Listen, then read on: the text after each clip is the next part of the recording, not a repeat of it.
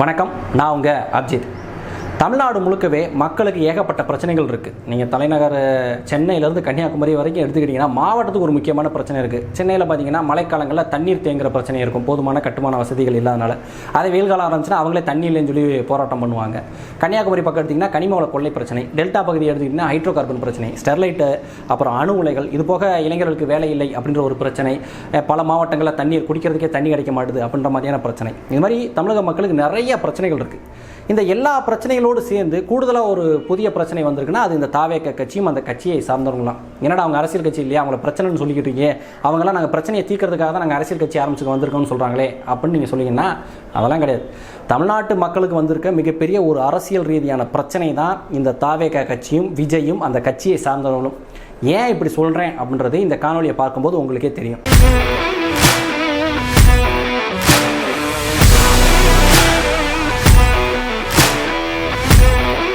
2-3 நாட்களுக்கு முன்னாடி இந்த தாவேக கட்சியை சார்ந்த அணில் குஞ்சுகள்லாம் சமூக வலைதளங்களில் ஒரு செய்தியை பரப்பிக்கிட்டு ஃபயர் விட்டுக்கிட்டு இருந்தாங்க. என்னடான்னு பார்த்தா பாருங்கள், இந்தியா டுடேலே வந்து சர்வே எடுத்து சொல்லிட்டாங்க, வரக்கூடிய 2026 சட்டமன்ற தேர்தலில் தாவேக கட்சி 30% மேலே வாக்குகளை பெற்று 2வது இடத்தை பிடிக்கும். முதல் இடத்துல டிஎம்கே இருக்கும், 3வது இடத்துல தான் வந்து பிஜேபி அதிமுக கூட்டணியே வரும், அதர்ஸ் எல்லாம் 4வது இடத்துக்கு தள்ளப்பட்டுருவாங்க. பாருங்கள், அடுத்த முதலமைச்சர் எங்கள் தலைவர் விஜய் தான். இந்த இந்தியா டுடேன்றது எவ்வளோ பெரிய நியூஸ் மீடியா, தேசிய அளவில் பெரிய மீடியா, இங்கிலீஷ் மீடியா, அவங்க வந்து சர்வே எடுத்து சொல்கிறாங்கன்னா அது கரெக்டாக தான் இருக்கும் அப்படி இப்படின்னு சொல்லி ஃபயர் விட்டுக்கிட்டு இருந்தாங்க. நானும் பார்த்தேன், உண்மையிலே இந்தியா டுடேல அந்த மாதிரியான ஒரு செய்தி, அந்த சர்வே ரிப்போர்ட் வந்திருந்தது உண்மை. நானும் யோசிச்சேன், என்னடா இந்தியா டுடேல எப்படிலாம் செய்தி வருது அப்படின்னு சொல்லி யோசிச்சுட்டு இருக்கும்போது நேற்றைய தினம் இந்தியா டுடே சார்பாகவே ஒரு செய்தியை வெளியிட்டிருந்தாங்க. 2-3 நாட்களுக்கு முன்னாடி இந்தியா டுடேல ஒரு சர்வே ரிப்போர்ட், தமிழ்நாடு எலெக்ஷன் சம்பந்தமாக ஒரு சர்வே ரிப்போர்ட்டை நாங்கள் வெளியிட்டிருந்தோம். ஆனால் அந்த சர்வே ரிப்போர்ட் என்பது டிவிகே கட்சியினுடைய சர்வே ரிப்போர்ட்டு. இந்தியா டுடே தமிழ்நாட்டில் எந்த விதமான சர்வேயும் எடுக்கலை, இந்தியா டுடே சர்வே எடுத்ததாக சொல்லி அங்கே செய்திகள் பரப்பப்பட்டு இருக்கு. எனவே எங்கள் தரப்பு விளக்கத்தை நாங்கள் கொடுக்குறோம் அப்படின்னு சொல்லி அவங்க அந்த செய்தியை வெளியிட்டிருந்தாங்க. அதாவது இந்த டிவிகே கட்சியில் வந்து இந்த ப்ரொபகண்டா குரூப்லாம் இருப்பாங்க பார்த்தீங்களா, அவங்களே காசை செலவு பண்ணி ஒரு சர்வே எடுத்தது மாதிரியான ஒரு ரிப்போர்ட்டை எடுத்துகிட்டு போய் நேஷனல் மீடியா இந்தியா டுடேல வந்து அந்த ஆங்கில ஊடகத்தில் ஒரு செய்தியாக கொடுத்துருக்காங்க. இந்த மாதிரி நாங்கள் ரிப்போர்ட் எடுத்துருக்கோம், இதுதான் எங்கள் ரிப்போர்ட்டினுடைய முடிவுன்னு சொல்லி ஒரு செய்தியாக கொடுத்துருக்காங்க. அந்த செய்தியை தான் அவங்க வந்து ஒளிபரப்பு பண்ணியிருக்காங்க. ஆனால் தமிழ்நாட்டில் இவங்க அந்த தாவேக கட்சிக்காரங்க என்ன மாதிரியான திருச்சி பரப்பியிருக்காங்க அப்படின்னா, இந்தியா டுடே சர்வே எடுத்துருச்சு அப்படின்னு சொல்லி பரப்பியிருக்காங்க. நான் எப்படி பார்த்தா இந்த திருட்டு வேலையை செஞ்சவங்கலாம், அதாவது ஒரு நேஷனல் மீடியா பேரில் ஃபோர்ஜரி வேலை செஞ்ச இந்த ஃப்ராடுக்கு அப்புறம் ஜெயிலுக்கு போகணும். எவ்வளோ பெரிய அயோக்கியத்தனத்தை பண்ணியிருக்காங்க பாருங்க. ஒரு நேஷனல் மீடியாவுக்கே விபூதி அடிச்சிருக்காங்க. இவங்களுக்கெல்லாம் ஓட்டு போட்டால் மக்களுக்கு தான் விபூதி அடிப்பாங்க. தாவேக கட்சி தொடங்கி 2 வருஷம் தான் ஆகுது. இப்போ தான் முதல் தேர்தலையே அவங்க சந்திக்கிறாங்க, பொது தேர்தலை சந்திக்கிறாங்க. அதுக்குள்ளாட்டி இவ்வளோ ஃப்ராடுத்தனம், முள்ள மாதிரித்தனம். கேட்டால் டிஎம்கேக்கும் டிவிகேக்கும் தான் போட்டி அப்படின்றது. எதில் ஃப்ராடுத்தனம், முள்ள மாதிரித்தனம் பண்ணுறது இல்லையா? இவ்வளோ நாள் டிஎம்கே அதைத்தானே பண்ணிகிட்டு இருக்கு. தன்னுடைய கட்டுப்பாட்டில் கூடிய ஊடகங்களை வச்சுக்கிட்டு தனக்கு ஆதரவான செய்திகளை போடுறது, திமுக தான் ஜெயிக்கும் அப்படின்ற மாதிரியான போலி கருத்து கணிப்புகளை போடுறது. இதன் மூலமாக மக்கள் மத்தியில் ஒரு தாக்கத்தை ஏற்படுத்தி, அப்போ டிஎம்கே தான் ஜெயிக்குமா, அப்போ வந்து நம்ம அந்த கட்சிக்கு ஓட்டு போடுவோம், அந்த ஜெயிக்கிற கட்சிக்கு ஓட்டு போடுவோம்னு சொல்லி ஒரு தற்கொலை கூட்டம் இருக்கு இல்லையா, அவங்களுடைய வாக்குகளை வாங்குறதுக்கு இந்த மாதிரியான ட்ரிக்ஸை வந்து பல வருஷமாக அந்த டிஎம்கே பண்ணிட்டு இருக்கு. இப்போ அதே வேலையை தான் நீ காசை கையில், அவன் மீடியாவை கையில் வச்சுட்டு பண்ணுற, நீ காசை கையில் வச்சுட்டு நேஷனல் மீடியாவில் பண்ணுற, அதை கூட ஒழுங்காக பண்ண தெரியாமல் இப்போ அசிக்கப்பட்டு நிற்கிற. இதெல்லாம் எதுக்கு?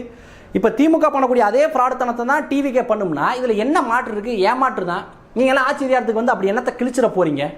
ஒரு பக்கம் பார்த்தோன்னா இந்த 6 மாதமாக நானும் பார்க்குறேன், 20% ஓட்டு, 60% தாவேக கட்சி வந்து களத்துக்குள்ளே வரத 20% ஓட்டை வச்சுக்கிட்டு தான் வரான். அப்படி இப்படின்னு அளந்து விட்டுக்கிட்டு இருக்காங்க ஒரு பக்கம்.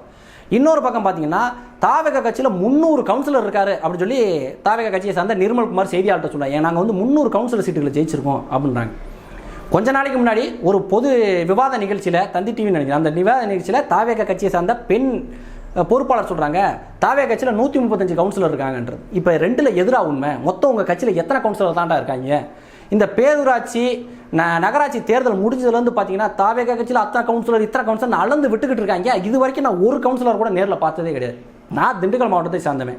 இங்கே இருக்கக்கூடிய மாவட்ட கவுன்சிலரோ, ஒன்றிய கவுன்சிலரோ, வார்டு கவுன்சிலரையோ ஒருத்தன் கூட தாவேக கட்சியை சார்ந்தவன் இல்லை. எங்கே காட்டுவாக்கணும்? இது மாதிரி தமிழ்நாட்டில் இருக்கக்கூடிய மாவட்டங்களில் எந்த மாவட்டத்தில், எந்த வார்டில் தாவேக கட்சியை சார்ந்தவங்க ஜெயிச்சிருக்காங்க? இல்லை தேர்தலுக்கு முன்னாடி வந்து அவங்க வந்து விஜய் படத்தை காட்டி பிரச்சாரம் பண்ணாங்க அப்படின்றதெல்லாம் வேறு கதை, அதெல்லாம் சொல்ல. அவன் ஜெயிச்சதுக்கு அப்புறம் கூட அவன் தாவேக கட்சியில் சேர்ந்துருக்கட்டும். அப்படி சேர்ந்தவன் மொத்தம் எத்தனை பேர்? இப்போ அவன் எல்லாம் பார்த்தீங்கன்னா பேரூராட்சியினுடைய பதவிக்காலம் இன்னும் முடியல, இன்னும் ஒரு வருஷம் இருக்குது. அப்படின்னும் போது எத்தனை பேர் தாவேகா கட்சியில் இப்போ கரண்ட்டில் கவுன்சிலராக இருக்கான்? அந்த லிஸ்ட்டை வெளியிடு, நாங்களும் பார்க்குறோம். எத்தனை கவுன்சிலர் ஜெயிச்சவனுக்கு எத்தனை பேருக்கு நீ வந்து தாவேகா கட்சியில் பொறுப்பு கொடுத்து வச்சிருக்க? அந்த லிஸ்ட்டை வெளியிடு, நாங்கள் பார்ப்போம். நீ வார்டில் மீடியாவை பார்த்தோன்னே 40% ஓட்டு இருக்குன்ற, இந்த பக்கம் 400 கவுன்சிலர் இருக்கான்ற, என்ன அளந்து விட்டுக்கிட்டே இருக்க? லிஸ்ட்டை வெளியிடு, பார்ப்போம். இதில் வெக்கமே இல்லாமல் நாம் தமிழர் கட்சியை பார்த்து இவங்க பேசுவாங்க. நாம் தமிழர் கட்சியில் ஒரு வார்டு மெம்பர் ஜெயிக்க முடியுமா, ஒரு கவுன்சிலர் ஜெயிக்க முடியுமா அப்படின்னு கேட்பாங்க. நாம் தமிழர் கட்சியில் வார்டு மெம்பரும் இருக்காங்க, கவுன்சிலரும் இருக்காங்க. அதில் தமிழ்நாட்டிலே சிறந்த கவுன்சிலர் அப்படின்ற விருதை பெற்ற சோபாராணி அப்படின்ற பெண் கவுன்சிலரும் நாம் தமிழர் கட்சியில் இருக்காங்க. நீ தான் 400 கவுன்சிலர் புடுங்கி வச்சிருக்கல, அந்த 400 தாவேகா கவுன்சிலர்லாம் புடுங்கினது என்ன? உங்களுக்கு தான் மக்கள் வாய்ப்பு கொடுத்துட்டாங்க லோக்கல் பாடியில். இந்த 5 வருஷத்தில் நீங்கள் மக்களுக்காக அந்த லோக்கல் பாடியில் புடுங்கினது என்ன? புடுங்கினதை காட்டுங்க, நாங்களும் பார்த்து தெரிஞ்சுக்கிறோம். அப்படி என்னத்தை புடிங்கி கிழிச்சிட்டீங்க, என்னத்தை சாதிச்சு கிழிச்சிட்டீங்கன்னு.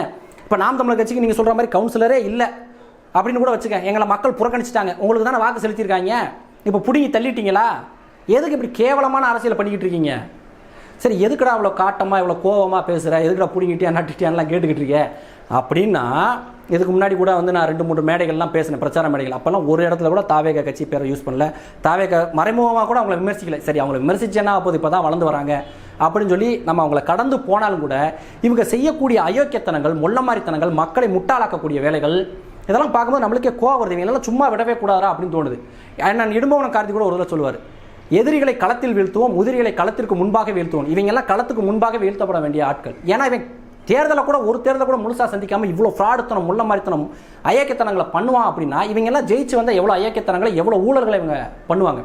தொடர்ந்து போய் பரப்புரைகள், தொடர்ந்து போய் பிரச்சாரங்கள். இது போக இளைஞர்கள் வந்து இப்போ தான் ஒரு அரசியல் தெளிவு அடைவோம் அப்படின்னு சொல்லி நாம் தமிழர் கட்சியில் தொடர்ந்து வந்து நம்மளுடைய வரலாறை பேசி, இங்கே இருக்கக்கூடிய அரசியல் பிரச்சனைகளை பேசி, மக்கள் பிரச்சனைகளை பேசி அவங்களை தெளிவடைய வைக்கலாம் அப்படின்ற ஒரு இதுக்கு முயற்சி பண்ணிட்டு இருக்கும்போது மறுபடியும் அந்த திரைக்கவர்ச்சியை கொண்டு வந்து அடிச்சா மாசு, நான் உங்கள்கிட்ட காசு எனக்கு மாசு அப்படின்னு லூசு மாதிரி பேசி இன்னும் அவனை அரசியல் தெளிவுபட விடாமல் ஏதோ அந்த தனி மனித துதியிலேயே அவனை வச்சிருக்கணும் அப்படின்ற மாதிரியான ஒரு எண்ணத்தோடு நீங்கள் அரசியல் பண்ணுறீங்களே, இதெல்லாம் பார்க்கும்போது தான் எங்களுக்கு உங்கள் மேலே பழியாக கோவம் வருது. இன்னும் கொஞ்ச நாள் தான், ரொம்பலாம் இல்லை. தேர்தல் வரப்போகுது, தேர்தல் முடிஞ்சோடனே வாக்கு மே மாதம் எண்ணிடுவாங்க. என்னன்னா தெரிஞ்சு போகும் இவங்க பவுஸ் என்ன, விஜயனுடைய பவுஸ் என்ன, தகுதி என்ன, தராதரம்னா தெரிஞ்சு போகும். அது வரைக்கும் இந்த மாதிரியான ஊழ வேலையை பண்ணிக்கிட்டு தான் இருப்பாங்க. இதையும் நம்பி அவனுக்கு வாக்கு செலுத்துறதுக்கு தற்கூரி கூட்ட தயாராக தான் இருக்கான். நம்ம குழந்தை செத்தா பரவாயில்ல, என் குழந்தை கருவில் இருக்கிறது கலைஞ்சு போனால் பரவாயில்ல, எங்கேயோ செத்தா தெரியாது, நான் கூட்டத்தில் வந்து செத்தா உலகத்துக்கே தெரியும் அப்படின்னு பேசக்கூடிய தற்கூரிகள் இருக்கேன். அவனுக்கு ஓட்டு போகிறதுக்கு நிறைய பேர் இருக்கான். ஆனால் இவனுக்கு உழுகக்கூடிய ஒவ்வொரு வாக்கும் தமிழ்நாட்டுக்கு எதிர்கால பிரச்சனையாகத்தான் வரும். ஏன்னா நீங்கள் திமுக இவங்கெல்லாம் ஃப்ராடுன்னு அம்பலப்பட்டு போயிட்டாங்க. இந்த பக்கம் பிஜேபி காங்கிரஸ்லாம் இவங்க வந்து மதவாத கட்சி, இவங்கெல்லாம் வந்து ஊழல்வாதிகள், தமிழின துரோகிகள் அப்படின்றது அம்பலப்பட்டு போயிட்டாங்க. ஆனால் இவங்க அம்பலப்படாமல் யோக்கிய வேஷம் போட்டு வந்துக்கிட்டு மக்களை முட்டாளாக்கிட்டு இருக்காங்க. கூடிய விரைவில் இந்த தேர்தல் முடியும் போது இந்த தாவேகா கட்சியும் அம்பலப்பட்டு நிற்கும். இந்த காணொலி சம்பந்தமான உங்களுடைய கருத்துக்களை கமெண்ட்ல தெரிவிங்க. என்னால் முடிஞ்ச பதில்களை நான் சொல்கிறேன். வீழ்வது நாமாயினும் ஆள்வது தமிழாகட்டும். நன்றி.